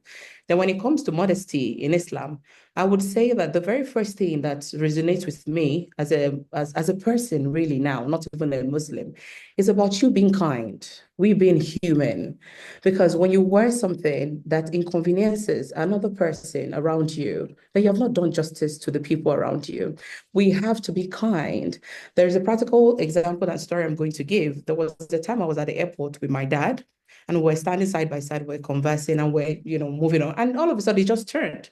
It turned and it wasn't looking, and someone was pushing a trolley, and it almost even, hit him. So I had to say, like, Daddy, look ahead of you. And he said, there's somebody that is dressed in a way that, and, it was just uncomfortable. So I went ahead of him and stood in front of him. This lady was wearing bomb short and crop tops, our tummy, from our thighs to the legs, everything was open. First off, we need to understand that there are outfits for different places. Our clubbers, if you see somebody that is wearing a rabuba in the club, will you not be confused? So why would you wear garment of a private space into a public space? Then when I talk about modesty, you see, we're all work in progress, as I've mentioned. Even I am work in progress. And recognizing our imperfections and vulnerability, in being true to ourselves, we have the real identity that we're supposed to carry as Muslims. But we can take our time to actually get there, knowing that it's okay for us to fall and stumble and pick up ourselves, from every now and then, knowing that the God that we serve is always ready, he finds us worthy of his mercy and acceptance at all times. So now, when you think about modesty, this is a practical one. You have a beautiful house that you have built, and you have a beautiful compound, and you have a beautiful fence and gates that you have used to secure the house. When you get to the point of interior decoration, why did you put your interiors, your beautiful chairs, your electrical appliances, your chandelier, your lighting, the flowers, and all of it? Why did you put it in the house? Why did you not put it in the compound where everyone and every climate change can have access to it? So when you see yourself as a beautiful edifice that Allah has created, like the house example that I've made, and all the interiors that God has used to cushion effect to your person, to make you beautiful. And he has ordained that we should wear this clothing more like a gate, a security. It's to protect you. See, we need to understand as Muslims that whatever it is that our religion has told us to do is not for Allah, it's for you. In you protecting yourself, in you dressing modestly, you're protecting yourself and you're preserving yourself from wears and tears, from theft, from people that steal. So you have to understand that putting yourself in the proper clothing, covering yourself in the right way, covering the things that we know Islamically have been said to be attached to our aura, nakedness, our hair, our chests, our arms, our legs. We're allowed to open our hands and maybe our face, even the neck, let's not lie, can be very attractive. If you can cover it, it makes it good. The fact that someone is not doing it just yet doesn't mean you're going to shy away from the truth. We're all work in progress and we're going to get there. Modesty is crucial, not because of Islam now, but for the society that we live in. We must protect ourselves, protect our people, protect our children, protect the men around, and protect even our own body. Wear and tear, natural wear and tear of the world will come to tell us those that covered well and those that did not cover well at the end of the day. So to my question, I'm sorry, I don't know if I still have enough time. Sorry, yeah. No, so if you can just give us maybe a 1 minute on how to overcome hardship as a Muslim woman, using tawakkul, sabur. Islam preaches about sabur and tawakkul. A lot of us have our personal... Yes, Mr. Khadeejah, because I'm going to go back to the case of our Sayyida Aisha, Anna, when she was accused of adultery. I don't think anything can be greater than that for a Muslim woman. When you're accused of something that you have not done, how did she survive that period? She had faith. She was patient. It was a bad time in her life. I would have gone through the story, but we don't even have the time. She had to even go back to her father's house, because one of the Prophet's counselors, Sayyidina Ali, said, how about she goes home while we go through the whole process, then we will now find a way out. Until Allah now came, Allah took charge of the situation and told us how, he came to our aid. But before he did, even her father did not believe. It was not like he didn't believe her, but it was kind of like asking her, are you sure you didn't do what they said you have done? I feel like, if everybody doesn't believe me, even you, my father. So I would advise that if we look at it, how did she survive that time? She had patience. She had belief in Allah. She had conviction that it will come to her aid. That's faith. So she held on to her patience. It must have been tough. Waiting time is very hard. If you have been in a situation where you had to wait for anything, it's very hard, especially when you feel like you're knocking on God's door and he's not answering you. But hang in there. He listens. See, the same way we have in government, plenty files. In ministries, God said get plenty files in front of him. He will get your turn.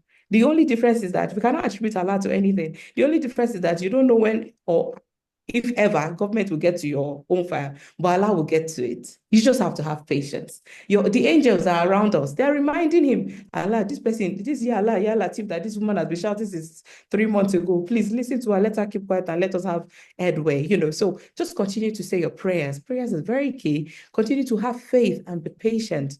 Allah and help is near, inshallah. Thank you. Thank you once again, Sister Maryam. Just also from the Q&A, one of the questions is, how do we, so when we think about, especially when we think about Nigeria, where we're a multicultural society, how do we as ambassadors of Islam prevent conflicting cultural practices and Islamic practices in our multicultural society? We see that in our everyday life, there is a lot of influence where people cannot divorce what is cultural, what is Islamic practice. Hajia Fatima, if you could just, speak very quickly, maybe 2 minutes, on how to ensure that we're not conflicting what is cultural and what is Islamic practice in our day-to-day practice as Muslims.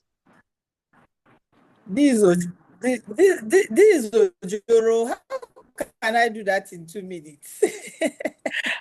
I'm so sorry. It's because it's almost time for Zuhr. No, So I know I can. I'll try. So first of all, you must be sensitive to other people's religions and culture. You must be sensitive. You can't, just like someone with a Bible cannot land in my office every morning and be doing prayer session and shouting the whole building down. Likewise, when it's time to pray, you can't go and do 1 hour in the mosque and say you are praying, and God said you must pray 5 times a day. I had a driver that will abandon me anywhere I am and go into the wilderness looking for a mosque. I'll come back and be standing for almost an hour. Where is Shaibu? He has gone to pray. And you dare not say, why did you go and pray? You say, God said I should pray 5 times a day. Are you going to tell me not to pray? So you have to be sensitive to other people's culture and your space. Even in your home, you must give, your body has a right upon you as to when to rest, when to sleep, when to eat, when to pray. If it's tahajjud, you catch up on sleep later, all of that. Nothing should be extreme. Islam likes moderation. Take a middle point in what you're doing. Anything extreme is not good. It's bad. I'll jack by a little bit to the previous question on hardships. I love that point, by the way, Maryam, about the wear and tear, and no. Sister Tope, hell of an experience. Congratulations on the baby. Dua, again, I want to pick up from where Sister Maryam spoke about. Dua, strive, ijtihad, believe that Allah is listening, patience again, sabur, that you will get to your final destination. After 7 miscarriages, Sister Tope, it was written, it is your destiny. It was written that you will have this child. And no matter what, once Allah decrees something, it comes to pass. You can change your destiny with dua if it's bad. You can actually change what has been decreed. There's Lawhul Mahfuz, there's Kitabul Maknoon, and what is written in Lawhul Mahfuz can manifest in Kitabul Maknoon. When you pray, it changes. So Allah listens to us on a daily basis. And it was destined that you would have that child only after 7 miscarriages. So don't lose hope, be patient, keep your faith, and inshallah, it will come to pass. With regards to the intersection of religion, be sensitive.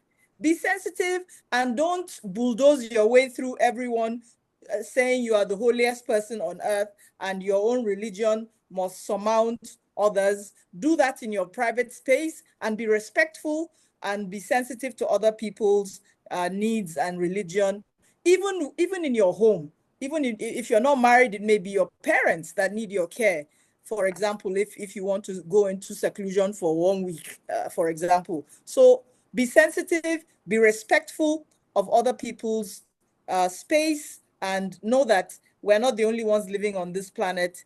and respect other people's religion and creed as well. And that intersection will not become a traffic jam if you can back down without raising arms at every situation where you feel you have a right. Thank you so much, Hajia. One more question for you, just from the quick Q&A. How can we mentor young women and girls to ensure that they do not abandon their deens, to see that they can practice Islam wholesomely and still be a boss lady as you?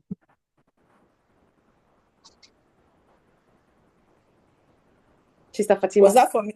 Yes, that was one of the questions. Say that again. I thought you had moved on to someone I'm else. just speaking sporadically from the Q&As as we go, as we do not have time. But just a question on how can we mentor young women and girls to ensure they do not abandon their deen, to say that they can practice Islam wholesomely and still be a boss lady, have a career, have successful marriages, and have successful lives? The best mentorship is by example. Be an example. Be a role model. Be my mother. Be my sister, Dr. Zainab Shinkafi Bagudu. Be an example. Be an example to those young girls. Do the right thing. And I think children nowadays, they don't really listen to what you say. They look at what you're doing. And the best way to teach them is by letting them emulate the good things. We're not perfect. We're going to make mistakes, and we hope they don't repeat our mistakes. And that's another flaw in parents. You overemphasize trying to guide that child. Let them find their own feet. Let them make their own mistakes. There's nothing wrong with falling down as long as you can help them get up again. We're all going to have challenges, and to mentor them, you must not teach them that life is perfect. You must teach them that they will have challenges, they will face those challenges, and how to surmount those challenges is the best way to mentor the younger girls. But like I've said, the best way is by being a good Muslim model, so that they see how to do it, not just hear it from you. Thank you so much, Sister Fatima. Thank you so much. We have now come to the end of this program. We have over 200 questions. However, time does not permit us to take all of these questions. I have tried in few ways to pick some of the questions as we go. And I believe that some of our speakers will drop their personal, maybe social media, and that some people have requested, or maybe go into the Q&As and type in answers where they can to, facilitate or answer some of the questions that we cannot raise at this point. I'd like to say thank you all so much for joining this panel and contributing immensely with your presence, and to our panelists also for sharing your immense knowledge and taking time out of your time to educate us, the Muslim women, to educate the Muslim men how we can work together, support each other, and continue to be the best that we can in our society, and continue to exemplify and bring out the best of Islam, and be the best ambassadors for Islam. Before handing over to Dr. Adeduntan, I want to pray that Allah subhanahu wa ta'ala accepts this tafsir as an act of ibadah for us, both the panelists, the moderators, the listeners, the conveners, and the audience. I pray that Allah forgives us our sins, and that the ones that we have said that of these, may Allah accept it for us. Where we have erred, may Allah forgive us. Subhanaka Allahumma wa bihamdika ashhadu an la ilaha illallah anta astaghfiruka wa atubu ilaik. Assalamu alaikum wa rahmatullahi wa barakatuh once again, and please, Doctor, over to you. Wa alaikum salam wa rahmatullahi wa barakatuh. Alhamdulillah, alhamdulillah, alhamdulillah, rabbil alameen. I cannot thank the panelists enough on behalf of the organizers, but time is far gone. All we could just say is to say, may Allah reward each and every one of you abundantly.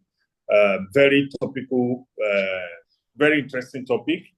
The comments, the contributions, even by the participants, reflects the importance of this, and is a dialogue that we need to continue as Muslim professionals in order to allow us to, understand our deen much better. Having these very high-achieving, high-impact ladies stand in front of all of us to guide other ladies, I think, has been quite significant.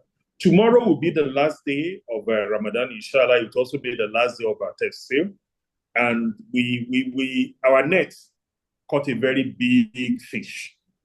Our father, Professor Ishaq Oloyede, Secretary General of the Nigerian Supreme Council for Islamic Affairs, and the registrar of JAM will be the one that will take the floor, and he will be treating the topic, Islam and Muslims in multi-religious societies, balancing societal harmony with adherence to Islamic principles. So it's going to be standard time, 4:30 p.m. tomorrow.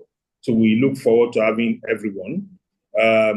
Today, the coordinator, they've also already announced that one of our fathers has decided to pay part of his zakat using this platform. I think they said we'll be giving 200,000 naira to 100 Muslims, artisans, workers, as part of, again, helping to alleviate poverty and empowering the Muslim Umar. So they'll be launching the request now. Again, the details is going to provide. Alhamdulillah, I think the day has been well spent. May Allah reward each and every one of us. Thank you for all the contributions. And I think the moderator has already said the prayer in a very encompassing way. May Allah reward each one of us in our different roles that we have played in bringing this very, very beautiful session into operation. It's been very enlightening, very educating. People have been sending chats. This is really good. When we are concluding tomorrow, we speak about the plan for post-Ramadan engagement among the Muslims. Because again, we cannot afford to limit this to an annual event. There are 11 months in the year left where we need to continue to educate ourselves so that we can uplift the quality of the man. May Allah reward each and every one of us. Ma salam, and do have a lovely day. Ma salam. Salam, sir. Ma salam, thank you for having us. A true honor. Thank you so much. Jazakallah khairan. Thank you, Hajia. Thank you so much. Assalamu alaikum. Jazakallah khairan. Assalamu alaikum.